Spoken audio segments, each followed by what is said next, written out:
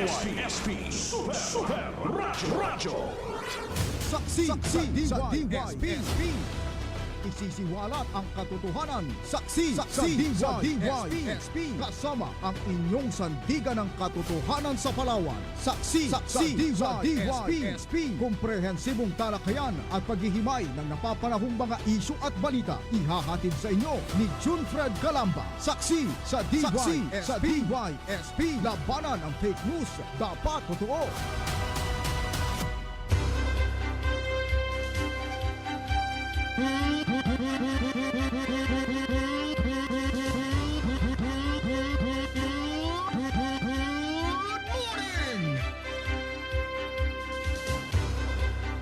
Magandang umaga, Pilipinas! Magandang umaga, lungsod ng Puerto Princesa. Good morning, lalawigan ng Palawan! Mga kapuso, araw po ng Miyerkules, ika-4 na sa buwan ng Pebrero 2026, mga kapuso. Muli po ninyo kaming samahan hanggang alas 10 ng umaga sa atin po mga umaatikabong mga balita at mga talakayan, mga isyong direktang nakakaapekto sa buhay-buhay nating mga Palawenyo at ng mga Pilipino. Welcome po sa programang Saksi sa DYSP. Saksi sa DYSP.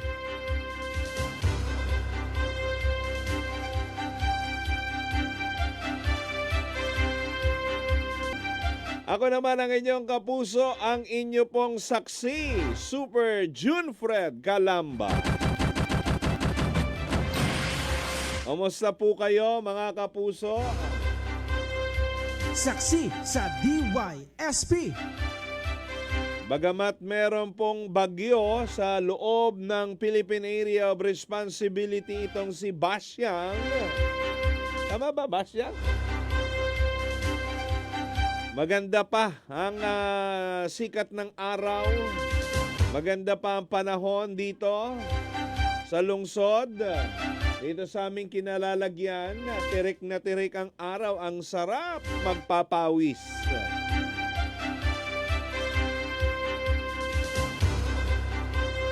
Oy, good news ha? Mukhang malapit-lapit nang masulba yung pong hold up sa isang guro dyan po sa Barangay Santa Lourdes noong February 1 ng hapon. Mga after ng commercial natin ng 8:30. Dahil meron na raw pong person of interest, hindi pa naman suspect, malapit-lapit na. Oo. Dahil tumutugma yung kasuutan ay nakapagsabi na arang kilala nila, pamilyar, ha? Yung description ng damit nung suspect na nang hold up doon sa guro. Nagka-trauma na si ma'am. Alam mo, naglalakad ka lang pauwi, ano? Makaka-inkwentro ka ng ganitong klaseng malademonyong tao. May baril pa, may armas pa. Di lang tayo tiyak kung totoong baril yun o baka panakot lang. No? Mamaya follow up tayo dyan, mga kapuso. Mga kapuso, magbabalik po tayo. Standby po kayo, ha? Sa atin po mga pag-uusapan, mga balita na ihatid namin sa inyo dito po sa programang Saksi sa DYSP. Kung dyan po sa Barangay Santa Lourdes ay hold up, dito naman sa may Barangay Montible, yung pong siguro init na itong suspect talaga . Akala niya dahil mahabang buhok, babae. Jackpot sana itong si 16 anyos pa lang pa naman. Oo, mga kapuso. No? Isang miyembro ng LGBTQ+. Muntik nang mapagsamantalahan, Lay. Diyan sa bahagi nitong tanghali pa man din, kahapon. Oo. Sitio Pulang Lupa, Barangay Napsan, Puerto Princesa City. Init-init ng panahon Init-init ng katawan nitong bastos na ito. Ang biktima, mga kapuso, ang balita ang biktima ay isang out-of-school youth at residente ng Sitio Pulang Lupa, Barangay Montible. Samantalang ang suspect ay nakilala si alias Vince. 56 anyos na, wala pang pinagtanda, isang dating bilanggo. Kaya naman tigang ito siguro. Residente ng nasabi ring lugar. Ayon sa investigasyon ng Police Station 6, inutusan naman ang biktima ng kanyang tiyahin na maghatid ng mahalagang papeles sa isang kapitbahay. Ngunit nung pauwi na siya, ay doon na ito tinangkang pagsamantalahan ng suspect na nag-aabang sa masukal na bahagi ng kalsada. Dahil sa takot gawa ng may dalang itak ang suspect at liblib ang lugar, ay hindi ito nakahingi daw ng tulong. Gayunman, nagawa niyang makawala at makatakas matapos niyang manlaban sa suspect. Lalaki pa rin ito kahit papaano. May lakas pa rin ito. Agad namang nagkasa ng follow-up operation ng PNP at sa tulong ng mga opisyal ng barangay, inaaresto ang suspect sa kanyang tirahan. Yun, ngayon, nasa kustodiya siya ng pulisya at inihanda ng kaukulang kasong attempted rape sa ilalim po ng RA o Republic Act 8353, Anti-Rape Law of 1997.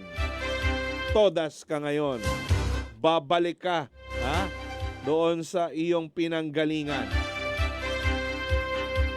Alas 8:41, noong pong February 1, ay opisyali nang nagbukas muli yung ating Northern Palawan Fishing Ground para po sa isdang galunggong dahil tapos na yung close fishing season dyan po sa norteng bahagi ng ating lalawigan ng Palawan. So, expect ninyo mga siguro next week or third week ng February, March, mga ganyan. Nakakatikim na tayo ng murang-murang mga galunggong sa ating pong mga pamilyang bayan. Tsaka dyan sa Metro Manila, muling babahana yung isdang galunggong. Don't worry. Yung na-miss ninyong 3 months dyan sa Metro Manila, makaka-cover up yan. Pag bumalik na at pag dumating na dyan sa Nabotas Fishport, yung mga huli galing dito sa Northern Palawan. Inaantabayanan lang natin. Naiwan daw yung cellphone ni Cap Dong Polanco. Follow up tayo dahil mayroon ng person of interest doon po sa nangyaring hold up sa Barangay Santa Lourdes. Tutugma kaya, Tutugma kaya doon sa, or makikilala kaya, tutukuyin kaya, kukumpirmahin ng biktima, kahit papaano, siguro may maalala siya doon sa itsura, pangangatawan nung nang hold up sa kanya. Sa ngayon ay person of interest pa lang naman. Hindi pa ito tinutukoy na talagang siya na yung suspect. Pwedeng imbitahan, pwede pong for questioning, mga kapuso. Okay? wala namang masama pa kung ituring na person of interest, no? Mga kapuso, dahil ay bahagi po ng investigation. Pero kung talagang matibay yung magiging ebidensya, no, at doon sa salaysay ng biktima, tutukuyin itong person of interest na ito, iaakyat yan sa pagiging niyang suspect, mga kapuso. 8:44. Sana matawagan din natin si Attorney Glyza Mongkatar, ang ating pong City Information Officer. Dahil kahapon biglaan yung lakad ni Attorney sa Sabang, mga kapuso. Although tinigil na yung pong paniningil doon sa mga pribadong sasakyan na naghahatid ng mga pasahero nila, mga kaanak na sasakay patungong North and South, diyan po sa Integrated Bus Terminal natin, diyan sa Barangay Erawan. Nagkaroon lang kayo ng toll booth, naningil na kayo, ha? Pero may sinisingil pa rin daw. Kaya nga gusto natin talagang malinaw ito, mga kapuso. Yung mga pumapasok na mga tricycle, multicab, maghahatid doon sa loob ng Erawan terminal natin. Ibabayaran pa rin daw, ha? Kaukulang bayad. Maghahatid lang naman. Maliban na lang siguro kung pipick up ng pasahero doon mismo sa loob. Yun siguro pwedeng singilin. Ito maghahatid lang naman. No? Alex Marie Rodriguez, good morning din sa inyo dyan sa bayan ng Aborlan. Sa pamunuan po ng Integrated Land Transport Terminal natin, Mr. Joseph Carpio, bukas pa rin po yung aming himpilan para sa inyo pong paliwanag. No? At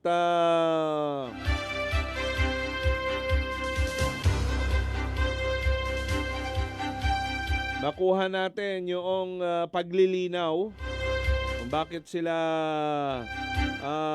nagdesisyon. Although ilang araw lang, Sabado, Linggo, inabot ng Lunes. No? Pero kinalunesan, binaril ka agad ng city government. Tigil ninyo yan. Hindi yan otorisado. Yung ginagawa ninyong paniningil, wala yan sa ating ordinansa. 8:47 ng umaga, narito muna ang ating pong mga headlines. Superadyo, Puerto Princesa, DYSB. Ito ang balita. Voters registration turnout sa Palawan umabot na sa mahigit 18,000. Isang PDL na provincial jail sinilbihan ng pulisya ng warrant of arrest para sa 4 na kasong syndicated illegal recruitment. Island hopping sa bayan ng Coron, sinuspende ng Philippine Coast Guard dahil sa inaasang epekto ng bagyong Basyang. At isang 16 anyos na lalaki or miyembro ng LGBTQ+ ay pinagtangka ang pagsamantalahan ng isang lalaki diyan po sa barangay Montible.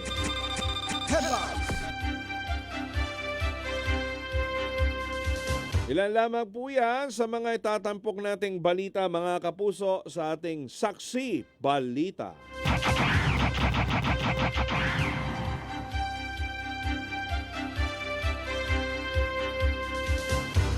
Saksi sa DYSP.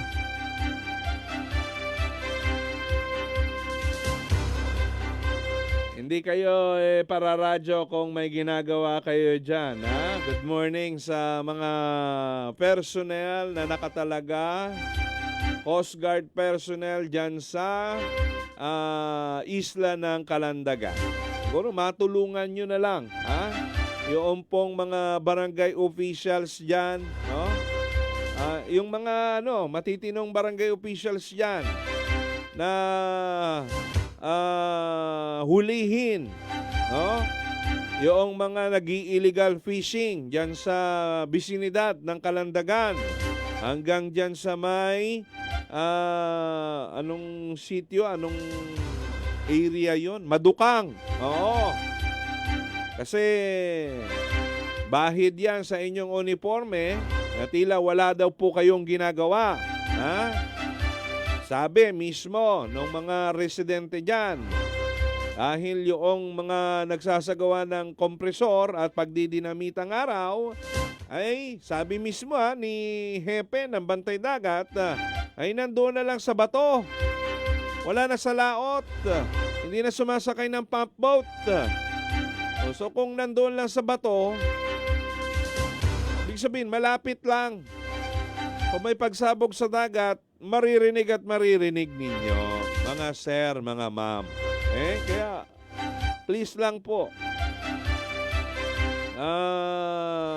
yung ating sinumpang tungkulin, gawin po natin.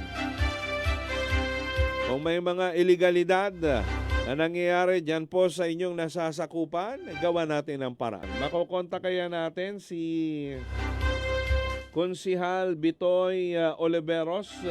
Siya po yung chairman ng Ways and Means diyan po sa Sangguniang Panlungsod ng Puerto Princesa. No? At siya ring nag-author nitong amendments doon sa ating local revenue code.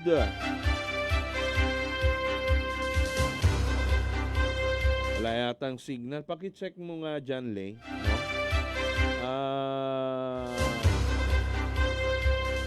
Yung bang paniningil pa rin ngayon kasi hindi hinihinto doon sa mga pampasaherong tricycle, mga multicab, mga jeep. May bayad pa rin daw. No? Yun yung nais nating linawin. Maghahatid lang naman Victor or Bitoy.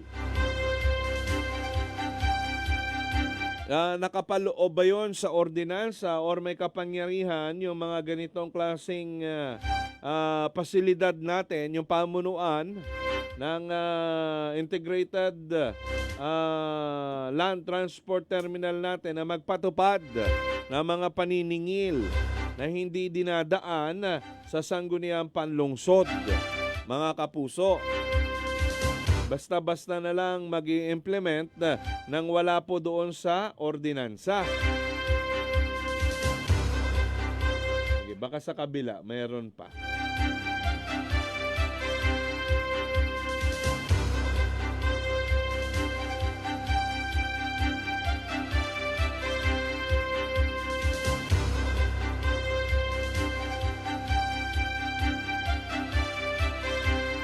Pitong minuto mga kapuso bago sumapit ang ikasyam ng umaga.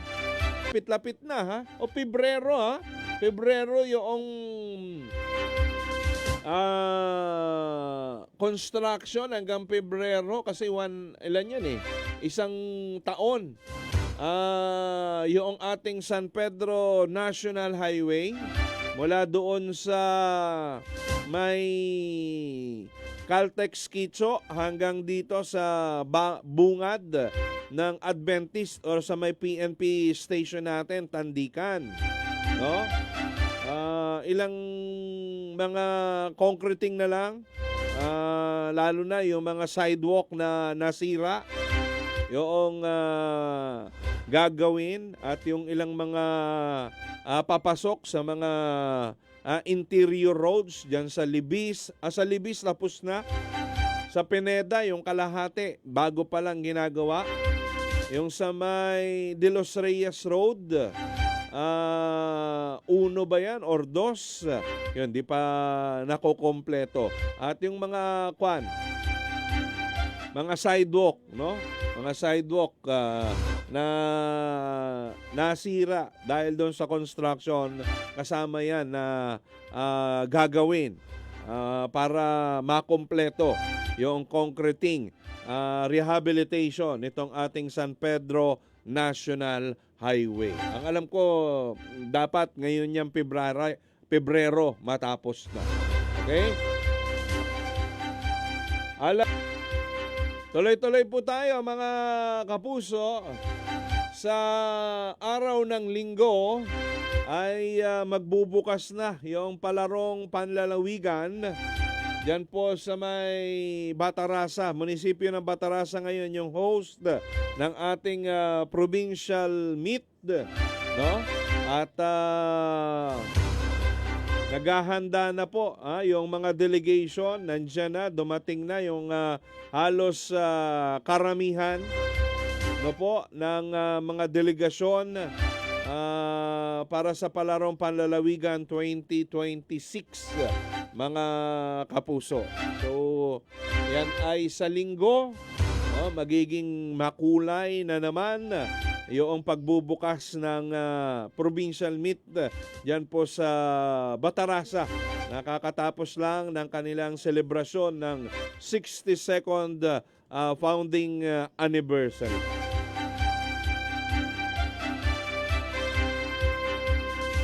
Good luck sa mga atleta natin na sasabak sa Provincial Meet 2026 mga kapuso. Nasa linya natin si Konsehal Victor Oliveros, ang chairman ng Committee on Ways and Means diyan po sa ating City Council.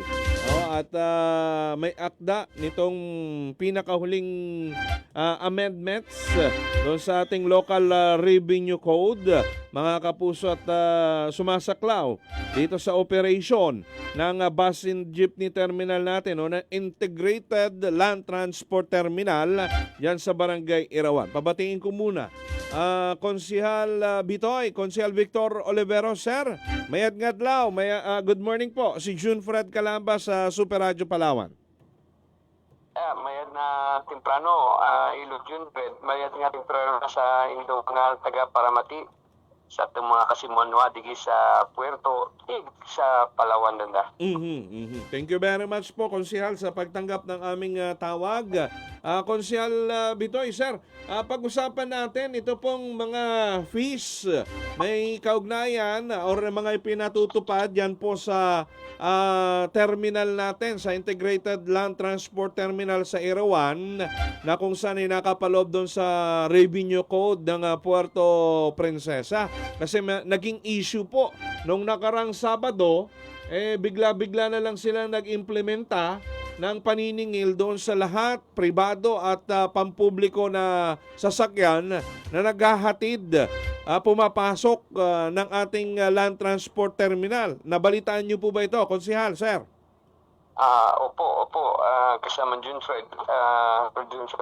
Nabalitaan po natin yan.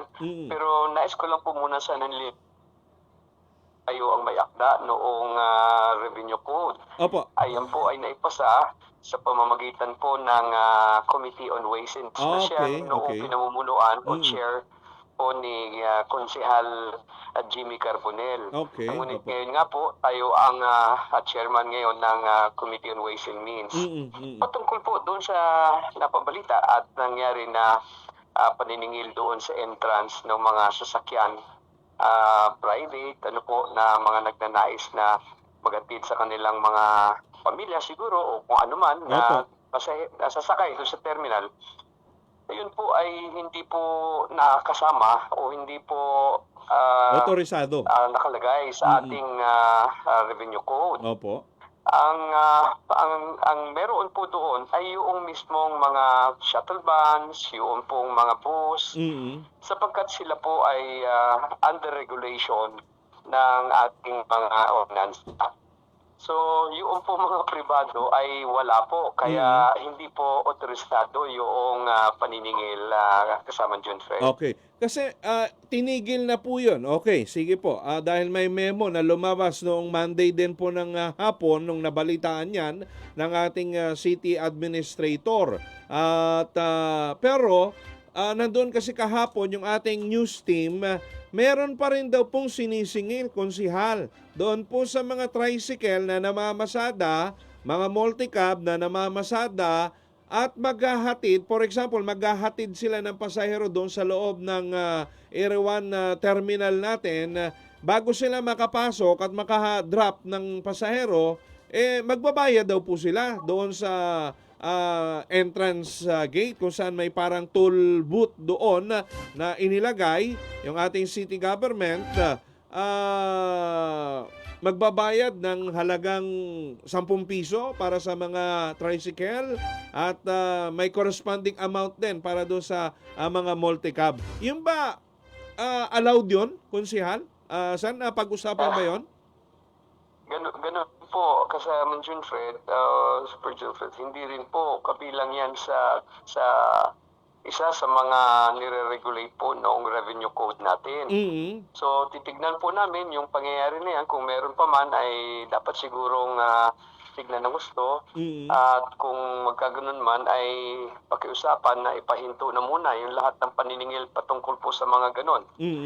Dahil wala po yan sa sinasaad ng ating revenue code. Yun, okay. At mas maganda rin siguro po na para mas magkalinawan, maimbitahan po yung pamunuan ng ating terminal sa sesyon, at makapagpaliwanag, makapagbigay din sila ng kalinawan doon sa mga naging action po nila nito mga nagdaan araw, konsehal. Opo. Bagamat kasama ng Fred, noong Lunes ay pinag-usapan muli. Nagkaroon tayo ng maikling pag-uusap doon sa nagmamanage po. At naipaliwanag na wala po itong basihan yung mga ganong bagay. Kaya kami mismo ay na kung maaari ay ipatigil niya muna.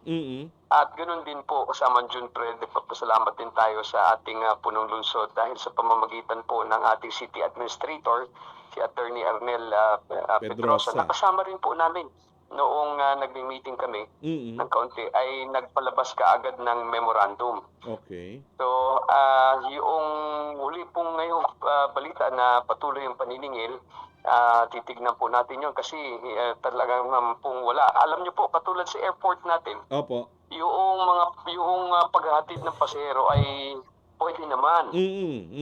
Pumapasok naman po at hindi naman po naniningil. Correct. Kung sila po ay pupunta lamang doon sa parking areas, bago pa lamang po ito nagkakaroon ng parking fee.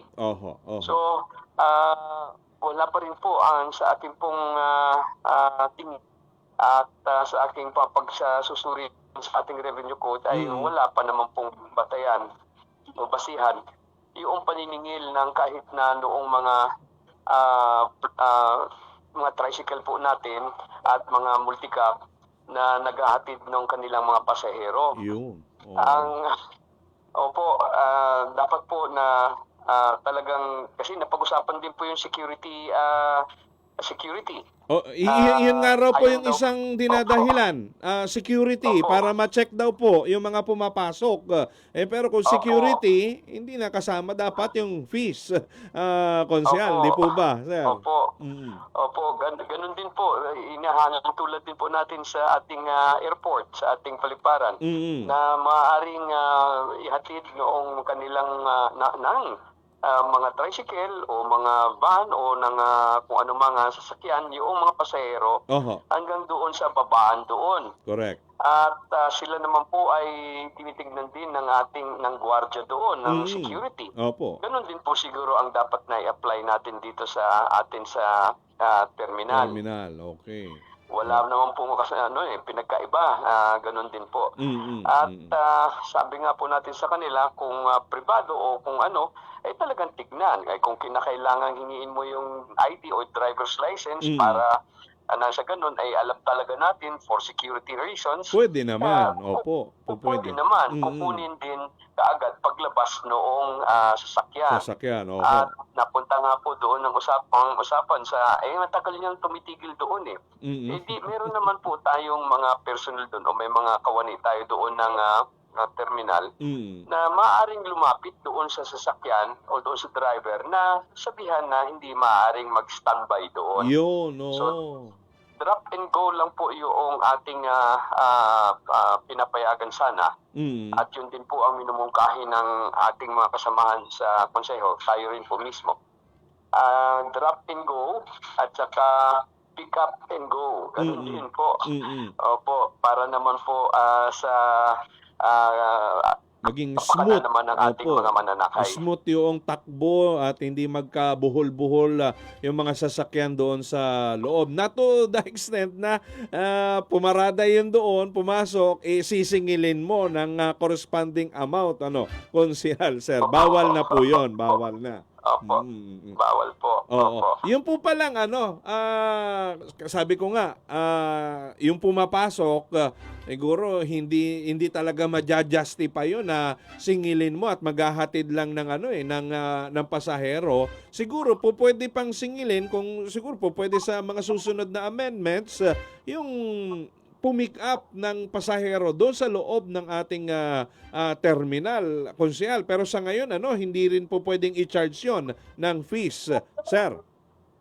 Hindi rin po kasi alam niyo po meron tayong kung hindi naman po siya mismo gumamit per se po noong terminal, nag-standby doon, nagantay noong mga nakatalaga na mga public utility vehicles po doon, maging jeep, shuttle or bus, na hindi siya bumili ng ticket doon, ang tingin ko po ay wala pa ring rason kung bakit sisingilin natin na pumikap doon. Sapagkat, alam niyo po, may taxi tayo o may tricycle. Kung natawagan man yung tricycle driver na sunduin mo ako dito sa ganitong lugar, dahil ako'y kararating lamang at kailangan ko ng sasakyan, okay naman po siguro yon, hindi na po siguro kailangan singilin yon.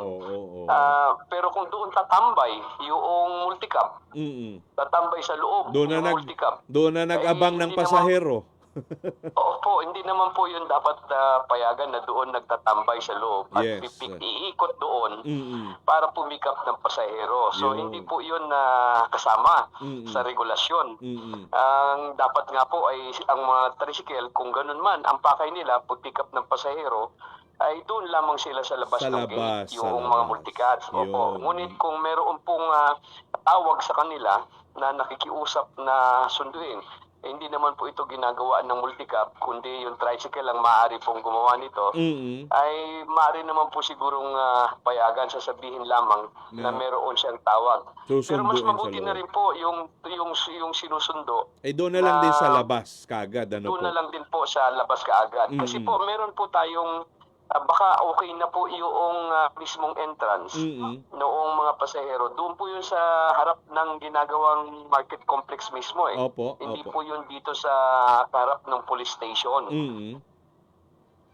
So doon po pwedeng doon na po pwedeng tumambay yung mga kakarating na mga pasahero at doon na po pwedeng ikutan ng mga tricycle at ng mga multicab for example, or mayroon din yatang pumipila doon na mga tricycle, grupo ng mga tricycle konsehal, sir. Opo.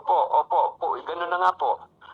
Noong mga nakaraan po kasi nakita ko yung ibang mga multicab doon mismo sa loob pumipila. Siguro hindi po nakasama sa, ewan ko lang po, re-review natin yung policy, yung regulation natin, sapagkat hindi dapat sila nandoon. Nandoon sila dapat sa labas, maaari silang pumila doon at magantay noong mga pasahero na maaaring sumakay po sa kanila. O dapat doon na sila siguro sa may bandang harap na ng PNP kasi pasilidad na po yun ng ng city konsehal, sir. Opo. Sige, baka ayun yung isa sa mga aayusin natin siguro po diyan sa operasyon ng terminal, konsehal, sir. Opo. Kasama yung press. Sir, panghuli na lang. Ito'y sa nangyaring sunog naman, kumusta po? Yung isa kayo doon sa naghahanap ng mapagpupwestuhan yata ng mga na biktima ng sunog natin diyan sa may old market natin. Kumusta na po? May mga pansamantalang mapaglalagyan na yung mga nasunugan, sir? Kasama dyan, Fred, yun nga po yung naging paksa natin nung privilege speech natin noong nakaraang Lunes. Mm-hmm. Yung po kasing pagkiklear ng debris ay ang aking pong paniniwala ay kinakailangan po meron ng clearance muna sa ating fire department dahil nagsasagawa sila ng kanilang pag-iimbestiga. Kaya pinakiusapan natin yung fire department na kung maaari sa mas mabilis o mas mabilis na panahon po nila maisumite yung kanilang investigation report po. Bago po siguro makakilos ang ating mga kawani ng pamahalang panlunsod, ang ating city engineering upang ma-clear yung lahat. Ngayon po, meron po kasing in-identify doon sa second floor noong hati na building at hindi nga po pinatatauhan o hindi nilalagyan ng mga vendors sapagkat yun mismo, yung parte noon ng building na yun ay ganun din na rin po yun na naging na apektuhan din po noong nakaraang sunog. Medyo matagal na. Kaya't hindi po yun pinapakitan at pinapapwestuhan.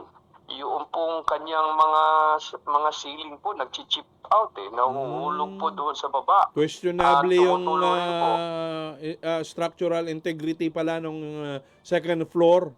Hindi na talaga nagamit yun, Hindi na talaga nagamit po yun, sir? Yung mismong ating wika na yung integrity po ng structure o yung structural integrity ay na-compromise na. Opo. Ngayon po, kung doon natin ilalagay sa taas, yung sinasabing bahagi na hindi naman inabot, ay alam niyo po, kung isahalin tulad ko doon sa pronouncement noong ating City Fire Department kung paano nangyari yung kay Jacinto, bakit siya na damay sa sunog dahil daw po sa epekto ng init. Correct. Dahil sobrang init na. Tumawid yung upo. Opo, tumawid. Ganun din po yung semento natin, yung sahig doon sa taas. Sapagkat isang buo lang po yun. Kung lalagyan natin dito sa taas, sa kabila, na hindi sinasabing hindi naapektuhan ng sunog, magkakaroon ng activity doon sa taas at magkakaroon ng vibration. Pag nagkaroon po ng vibration, siyempre, buong sahig po magbabibrate at hindi natin malalaman kung ano ang idudulot nito doon sa una na nating sinabi na may problema na sira na yung structural integrity niya. Baka po, alam niyo yun, baka mag-cause pa ng malaking problema at aksidente. Malaking problema. Correct. Kaya pinapakiusapan natin na ayusin agad, malinis yung debris. At kung malinis yung debris at yung Bunuan Road po ay magamit na pansamantala, pansamantalang pupwestuhan ng mga vendors, sa tingin ko po ay okay naman. Sapagkat naaalala ko noong panahon po, hindi naman nung unang masyadong, nung nakalipas, parang kay tatay pa po ata yun, noong ginagawa yung palengke, nagamit po yung burgos. Pansamantalang ginamit yung burgos para may mapwestuhan yung ating mga manininda doon. At ito nga po ay pupwede naman sa ating pagtitingin doon, ay pupwede naman. Kasi po, kung maalala natin, sasaalang-alang din natin yung bagong palengking ginagawa. Medyo malayo-layo pa naman po yung paglilipat yan. Ay yung pagpapagawa po ng bagong building ay baka mahirapan at tumagal po yung pagpupondo nito. O hindi pa natin, wala pa pong katiyakan kung mapupondohan po ito yung pagkukumpuni o pagsatali muli noong nasunugan. So, pinapakiusapan natin, tinatanong natin kung willing naman yung ating mga manininda na sila ay gumastos ng kanilang salapi para matayo at sila ay makatindang muli. Dito Ang na po mahalaga sa po, dito kasama na ni sa may bunuan banda kung makiklear po yan or dito sa may Burgos, yung Opo. ginagamit na bagsakan Opo, ngayon po, opo. konsehal. Opo, ganun na nga po. At ang mahalaga po kasi ay yung kaagaran makatayo sila mismo Opo. upang sa gayon ay mapagpatuloy naman nila yung kanilang kabuhayan. Negosyo. Yun, okay. So, either doon sa dalawang yun, yung posibleng tinitingnan natin na pansamantala. Kasi mukhang kung ang building officials natin na nire-recommenda na talagang i-demolish na yan, dahil palapit na rin po yung pagtatapos ng bagong palengke natin dito sa baba, yun na lang talaga magiging remedyo na hanapan sila ng pansamantala, konsehal na lugar. Ganun na nga po. Pero Ilog John Fred, yung idea na dahil malapit nang ilipat, baka sa ano pa po yan, baka June pa or Opo, mga mga pa ng June. mid-year nga po Kaya daw. po, isi-clearing yun dahil nga yung structural integrity Wala rin na. nung naiwang Sira pader doon ay wala na rin pong saysay. Kaya i-clear na rin po talaga yon. Okay, okay. Sige po, makikibalita tayo kung anong mga final decision ng city government patungkol sa mga vendors natin na nakahang po ngayon dahil nga sa epekto ng sunog na ito sa ating public market. Konsehal, sir, maraming salamat po sa oras na inilaan ninyo sa aming Ganun din palatuntunan. po. Salamat din po sa pagkakataon at kayo. Ating pong konsehal sa Sangguniang Panlungsod, Konsehal Victor Bitoy Oliveros. Oras po natin, alas 9:18 na ng umaga. Saksi sa DYSP. Ay puntahan ko lang saglit, si Engineer Ted Cayetano na mismo, ang ating municipal engineer ng Rojas, Palawan, ang nag-update sa atin, tumawag sa atin ngayon pong umaga dahil bumalik na raw. Nagbalik loob na yung kontraktor ng maikling kalsada lang ito. Pinatagal pa kasi. At dyan po sa Barangay Salvacion, yung ating pong tinatalakay at pinapalo up nitong mga nagdaang araw. Engineer Ted Cayetano, sir, magandang umaga po. Si June Fred po ito ulit. Isang pagpalang umaga po sa ating lahat sa mga nakikinig po. Yes, sir. Update natin sa mga taga-Salvacion. Mukhang nagbalik loob na after na padalahan ninyo ng sulat yung kontraktor ng kalsada dyan sa Salvacion, Rojas. Sir. Yes, sir. Bali, ngayong araw daw ay pupunta lang siya sa Pag-asa sa Puerto para kumuha ng mga weather reports doon na kasi may mga time na duration ng kanilang contract ay may maulan at saka bagyo. So sabi ko, makakatulong yun sa kanila para ma-extend yung kanilang number of days kahit paano makakatulong. Okay. But definitely, we will be imposing yung liquidating damages na sa kanya dahil sa delay na nangyari doon sa project. Ayun. Oho. At And tomorrow ay expected na siya mag-resume. magre-resume na sila ng pagtatrabaho kasi nakuha na nila yung 15% mobilization eh. Yes, po. Tapos ayan, para magtuloy-tuloy po yung trabaho.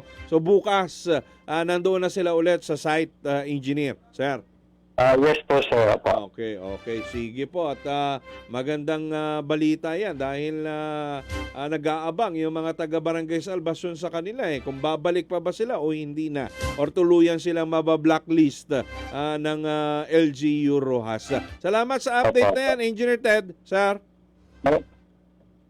Yes, sir. Maraming salamat din po sa inyong pagbabantay sa ating mga proyekto dito sa Rojas. Okay. Salamat okay. po. Thank you. Ang balitang ito ay inihatid sa inyo ng Biogesic. Headaches can strike anytime, anywhere. Kaya always bring Biogesic anytime, anywhere. Choose ingat, choose Biogesic. Tanduay Ram 5 years. Tibay ng loob. Tibay Tanduay.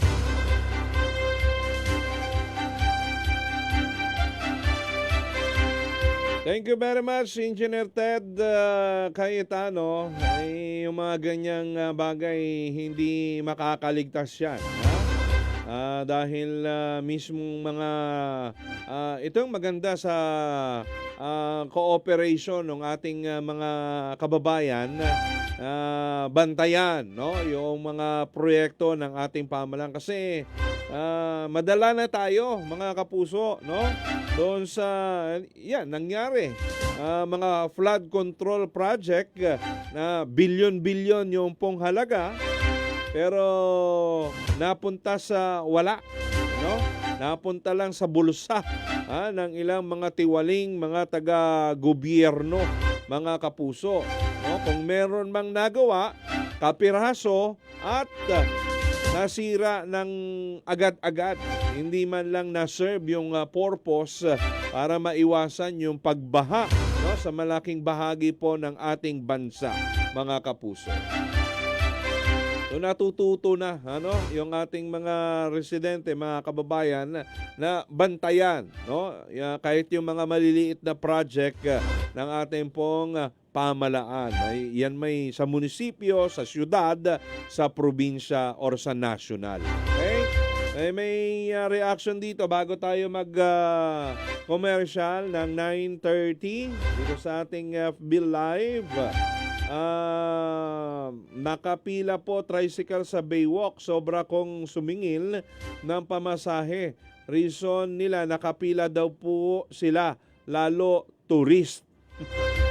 Yung nga sabi ko kasi nung nakaraan, dapat hindi kasi yan ino-authorize yung mga pila-pila, no? Yung mga pila-pila sa mall, kung saang mga tourist destination, nandun sila sa labas. Kasi sila nagdideklara ng sarili nilang rate na malayo doon po sa taripa, no, ng mga tricycle natin dito at tamang singilin lamang, no, ng pamasahe. Kaya yan lumalaki yung ulo ng mga yan, no? Kasi pinapayagan, no, ng mga kinaukulan. Subukan ninyong buwagin yung mga pila-pila na yan, no? At hayaan ninyong mamili yung mga turista, yung mga mananakay na kung saan sila sasakay at sino yung kanilang paparahin. Diba? Hindi yung isusubo mo yung nakapila dyan tapos mahal, mataas sumingil, no? Mataas yung pamasahe kumpara doon sa regular fare na meron tayo doon sa taripa. Marilyn Duro, sana po yung sa Pinera Road, ang manhole na paglipasan na kaya pag umulan doon sa tambak ang tubig kila Mama niya raw. Harap ng Gaspar Shop, sana mapansin po, maghahalala na naman. Wala pa natapos, naubos na yata ang budget. At good morning, pansin ko lang bakit laging San Pedro lang may ginagawang kalsada. Isang araw kita ko yung bagong gawa harap banda ng Coliseum. Bakbak na naman samantalang nitong reroute sa Ringhel Road. Grabe sira, hindi nagagawa. Tanong lang po. Okay. At good morning ulit, Ma'am Bing Dave, si Ma'am Gina Crisostomo, morning watching from Tumarbong, Rojas. Salamat po ng marami. Commercial muna tayo tapos magbabalita tayo, mga kapuso, sa ating Saksi Balita. Balik tayo mga kapuso, alas 9:38 na ng umaga. Sa pagkakataong ito, punta muna natin ang detalye ng ating mga balita. Superadyo, Puerto Princesa, DYSB. Ito ang balita. Ang voters registration turnout dito po sa lalawigan ng Palawan umabot na sa mahigit 18,000. Super Radio Local News. At nagtutuloy-tuloy po yan hanggang sa Mayo. Mga kapuso, alamin natin ang detalye ng balitang yan. Super June, pasok! June? Super June?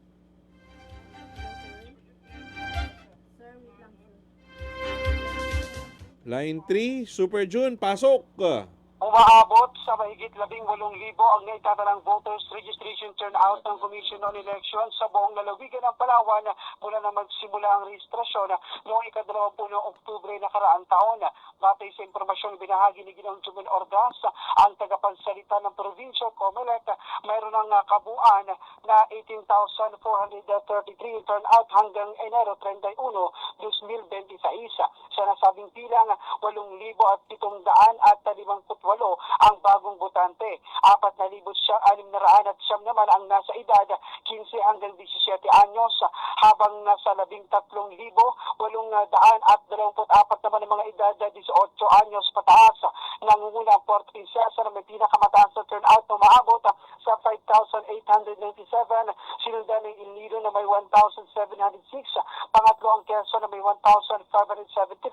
Batarasa na may 1,429 at Brooks Point na may 1,337, habang ibang munisipyo ay nasa 900 na pababa. Aabot naman sa 926 ng naitala sa Register Anywhere program, habang tinatayang nasa 230 ang daily average ng mga nagre-rehistro. Samantala, patuloy naman ang panawagan ng COMELEC sa publiko na magparehistro na magtatagal hanggang Mayo 18 ngayong taon. Ako si John Vicer Bantaculo ng GMA Super Radio Palawan. Dapat totoo. Isang persons deprived of liberty dyan sa provincial jail ang sinilbihan ng warrant of arrest kaugnay sa kasong syndicated illegal recruitment. Super Radio Police Report. Sa detalye, Super Kenneth. Sinilbihan ng Police Station 1 ang warrant of arrest ang isang person deprived of liberty na kasalukuyang nakapiit sa Provincial Jail Management Division sa Barangay Bangko, Bangkaw, Kaugnaya sa kaso nito, sa 4 na kaso nito na syndicated illegal recruitment. Kinilala ito sa alias na Jack na may warrant of arrest na inisyo noong November 24 itong taong 2025 ni Honorable Maribeth Rodriguez Manahan, ang presiding judge ng Regional Trial Court 4th Judicial Region Branch 175 San Mateo Rizal, na walang rekomendang piyansa para sa pansamantalang kalayaan. Sa kasalukuyan, mananatili sa kustodiya ng PGMD ang naturang akusado at iharap sa korte para naman sa panibago nitong kaukulang disposisyon. Ako si Kenneth Colombrus ng GMA Super Radio Palawan, dapat totoo.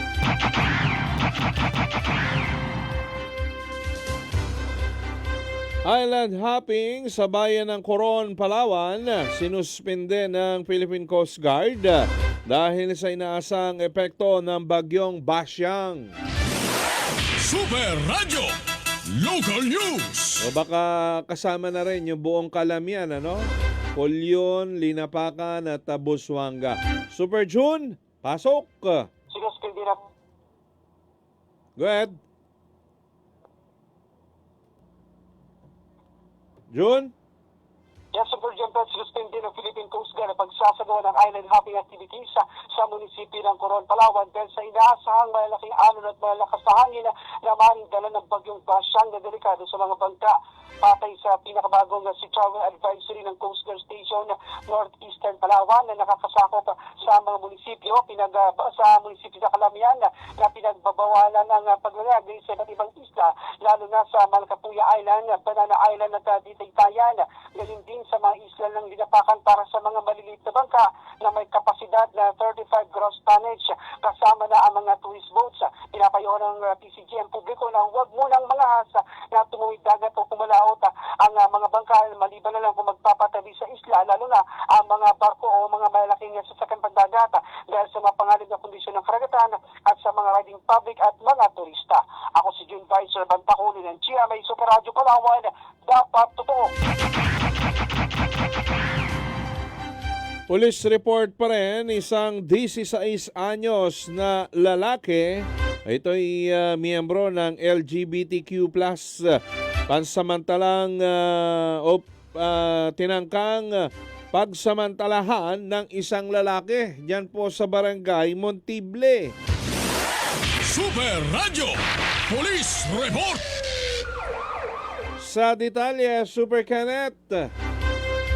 Isang 16 anyos na lalaki ang umano'y pinagtangkaang pagsamantalahan ng isa ring lalaki sa sitio Pulang Lupa, Barangay Napsan, sa lungsod ng Puerto Princesa ang bandang alas 11 kahapon ng tanghali. Ang biktima ay isang miyembro di umano ng LGBTQ+ community at residente sa naturang barangay, habang ang suspect naman ay kinala sa alias na Vince, 56 anyos, na isang dating bilanggo at residente rin sa lugar. Sa investigasyon ng Police Station 6, inutusan naman ang biktima ng kanyang tiyahin na maghatid ng mahalagang papeles sa isang kapitbahay. Ngunit noong pauwi na ito ay doon na ito pinagtangkang pagsamantala ng suspect na nag-aabang sa masukal na bahagi ng kalsada. Dahil sa takot na may dalang itak ang suspect at liblib ang lugar ay hindi ito makahingi ng tulong. Gayunman, nagawa niya pa rin makawala at makatakas matapos niyang manlaban sa suspect. Agad namang nagkasa ng follow-up operation ng PNP at sa tulong ng mga opisyal ng barangay ay naaresto ito sa kanyang tirahan. Sa kasalukuyan, nasa kustodiya na ng pulisya ang suspect at nahaharap sa kaukulang kasong attempted rape sa ilalim ng Republic Act 8353 o Anti-Rape Law of 1997 ay sasampa laban sa kanya. Ako si Kenneth Cromristan, GMA Super Radio Palawan, dapat totoo. Ang po ang mga balitang tampok sa oras na ito, alas 9:46 ng umaga. Ay, malapit na ha. 9 na araw na lamang o 10 pala. 10 araw na lang tayo po'y mag-celebrate na ng araw ng mga puso. Si Kapdong na yan. Punta muna natin ang Barangay Santa Lourdes. Kang may kunting linaw at may persons of interest na raw. Dito po sa nangyaring pang-hold up sa isang guro. Si Punong Barangay Jeramil Polanco, nasa linya natin ulit. Kapdong, magandang umaga. Super Jumpedo sa tagapagalitan ng DYSP. Opo, mukhang may update tayo doon sa ginagawa nating backtracking dito sa nangyaring hold up sa isang residente natin na guro noong pong February 1 ng hapon. Kapdong? Yes po, may isang individual kami na nakapag-sabi sa amin na meron daw isang tao nga po na nagmamatch sa sinasabing suot ng suspect. Ayun sa, di ba, sa sabi ng biktima, nagmamatch daw po. So kami nag-backtrack, tinignan namin yung mga CCTV namin, pero hindi po namin makita doon. Pero ayon sa salaysay po ng isang testigo na hindi nagpakilala po, ayaw po kasi magpakilala, sakto daw po talaga yung taas, yung suot, halos ganun din po. Okay. So, itong mga impormasyon natin ngayon na hawak ay pwede nating magamit para i-develop itong ating person of interest na ito. Ano ito? Taga dyan ba sa atin or dayo din po talaga, sir? Hindi po taga dito sa atin. Hindi taga rito. Okay. Oo. So, napunta lang dyan, sir. Oo. Sige po. Napadaanan po siguro kasi may mga kamag-anak po dito. Okay. So nakikipagtulungan naman po yung biktima, sir, para dito sa development na ito. Willing pa bang magsampa ng kaso yung biktima, sir? Yes po, mabasta't ma-confirm lang po namin kasi tinawagan din po siya sa ating kasamahan sa PNP PS2. Kinonfirm nga, nagbigay kami ng parang picture ng bata pa siya kasi wala kaming actual picture eh. Pero sabi niya nag-resemblance naman daw, pero mas maganda daw kung makakaharap niya. So kahapon, kasama yung mga kapulisan natin at kasama pa yung mga sa anti-crime. Opo. Pumunta po kami sa sa residente, sa bahay mismo ng suspect. POI. POI natin. POI. sorry. Opo. Kaso sadly wala na po siya nakatira doon. Okay. Lumipat na, sir. Opo, 3 months na daw po. Yun yung huling address na nalalaman ng informant natin, siguro. Oo. Opo. Oo, okay. Then, nag-follow up din po kami sa isang malayong barangay. Kasi nabalitaan na doon nagtatrabaho. Positive naman po doon nagtatrabaho. Okay. Kaso lang, hindi daw po nakauwi. Oho. Noong linggo, hindi na po siya nakauwi daw doon. Sige Malis po. ng Sabado, so hindi na po nakauwi nung simula pa noong linggo hanggang pagpunta namin kahapon. Okay. Sige po. Kapdong, ang maganda, meron tayong lead na tinitingnan. Di ko na muna siguro tatalakayin yung iba pang mga impormasyon para hindi makaapekto doon sa ating ginagawang investigation at backtracking. Salamat po ng marami sa update na yan, Kapdong, sa inyo dyan, sa Barangay Santa Lourdes. Thank you po. Okay po. Okay. Ang punong barangay ng Barangay Santa Lourdes, mabuti naman, ano? So, medyo lumalaki yung porsyento. Marahil na tukoy na kung saan nagtatrabaho eh. Pero hindi na raw pumasok magmula noong linggo. Ano ang dahilan? Okay? Umiiwas, malamang umiiwas na, no? Kung siya nga talaga ang may kagagawan na ito pong insidente sa isang guro dyan po sa Barangay Santa Lourdes. Saksi sa DYSP.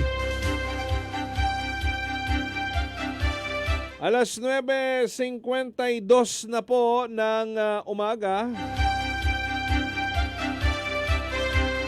Saksi sa DYSP. Maging alerto muli tayo mga kapuso dahil meron po tayong bagyong binabantayan sa loob ng Philippine Area of Responsibility, si Bagyong Basyang. At ito'y na-expect na mararamdaman natin tatawid ng kung hindi po magbabago yung kanyang truck, ano? Ayon dito po sa Pag-asa ay possible Saturday afternoon, no? Dito sa may bahaging northern portion ng Palawan. Somewhere in El Nido na naman. Anong petsa sa February, sa Sabado? February 7. Okay? Yun nga.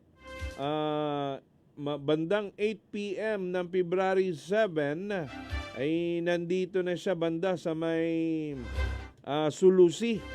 Papalapit na ng Cuyo and then babagtasin niya yung northernmost ng ating lalawigan. Sana ay hindi na ganong lumakas pa itong tropical depression na Basyang na ito na sa ngayon ay meron pong lakas na 55 kilometers per hour, malapit sa gitna at may pabugsong 70 kilometers per hour, mga kapuso. Ito'y gumagalaw, tumatakbo westward sa bilis na 10 kilometers per hour. Okay? Yan ay as of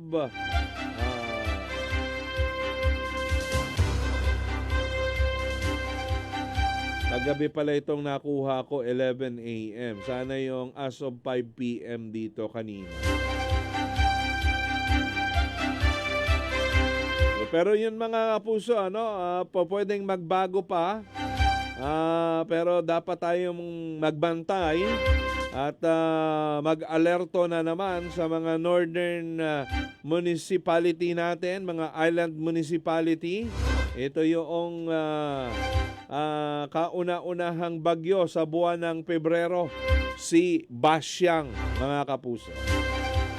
Bantay Bagyo!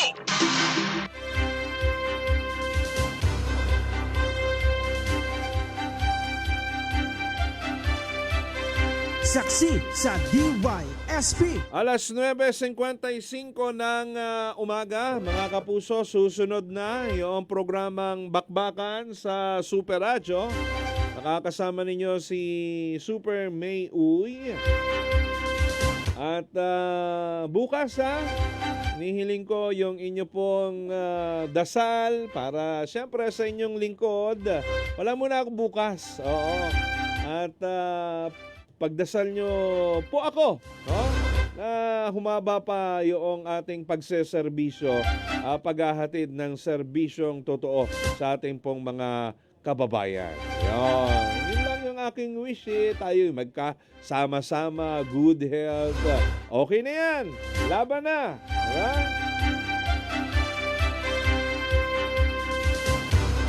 Saksi sa DYSP. Sa ngalan po ng ating mga nakaagapay, Super Lealyn Haranilla. Ay, happy birthday din ngayon pala kay Reverend Father Jing Panganiban ng siyang parish priest ng St. Joseph the Husband of Mary Parish yan sa Brooks Point. Father Jing, happy birthday. Nakasama rin natin Super Lolito Suiza at Chief Bembe Bendanillo. Ako naman ang inyong kapuso, ang inyo pong saksi sa DYSP. June Fred Calamba. Ito po ang GMA. Labanan ng fake news, dapat totoo.